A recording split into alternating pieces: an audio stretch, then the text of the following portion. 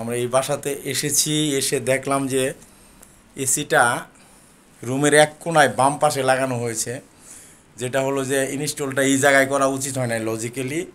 এক কোণায় এখান থেকে টোটাল রুমটা কভার করে এখানে আসতে অনেক সময় লেগে যাবে, এই পর্যন্ত আসতে অনেক সময় লেগে যাবে।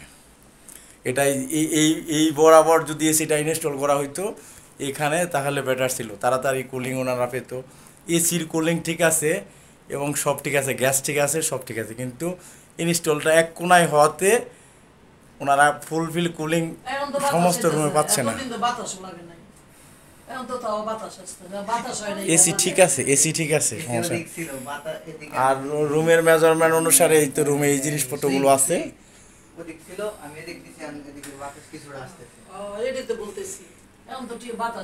হ্যাঁ, এটা বন্ধ কর।